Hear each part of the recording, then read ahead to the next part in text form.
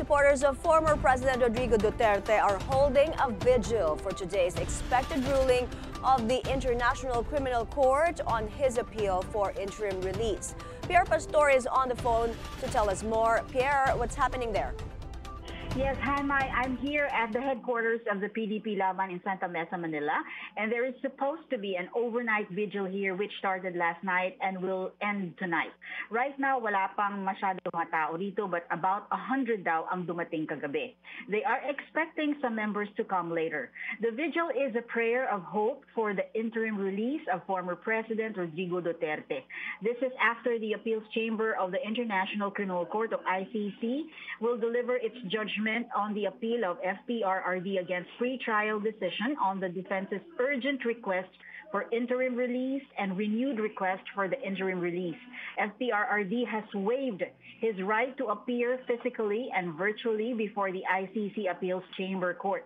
The ruling will be read open at 10:30 The Hague and 5 p.m. Manila time, with Nicholas Kaufman to represent him. With me right now is Miss Astra Naik, the Membership Committee Chairperson of PDP Laban. Ma'am, ano po ba ang inaasahan natin today? Ayan, thank you very much sa ating mga nanonood dito sa Daily Dish. So, thank you so much for this interview also, that you have given the chance for PDP to say its piece regarding the interim release of President Rodrigo Roa Duterte. What we are expecting, of course, as his supporters and him being the party chairman of PDP Laban, is for his interim release to be granted by the ICC. We believe that he deserves, with his age and with his medical condition, that he should be given the chance to have his family around him and his supporters around him. Even if he is going to face the trial, he is not a threat to anybody with his age and his condition. So we are hopeful. We are gathered here in the national headquarters for 24 hours, shifting yung prayer natin from all over the world via Zoom and physical prayer. So yan po yung ginagawa natin dito ngayon. Okay, ma'am, ano po ba ang balita? Bakit hindi siya mag-join or mag-appear dun sa ICC?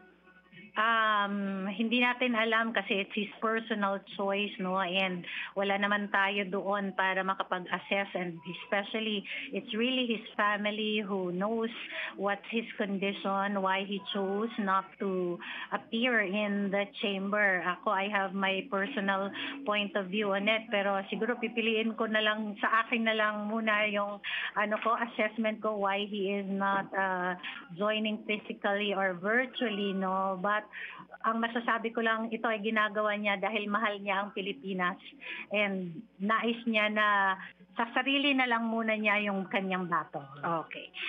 Mai, that's the latest here. We'll give you more details later. Back to you. Pierre, do they have plans already on what they will do if the appeal is denied?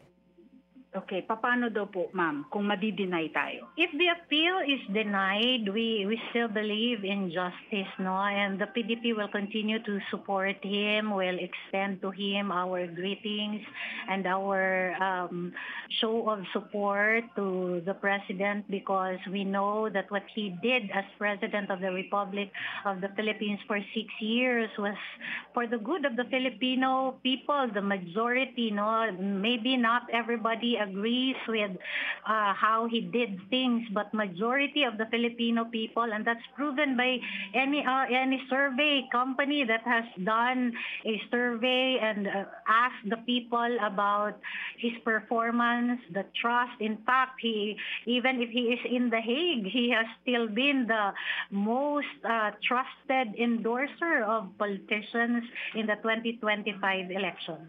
Okay, yan muna, Mai, dito from Santa Mesa, Manila. Back to you. Thanks, Pierre, for the update.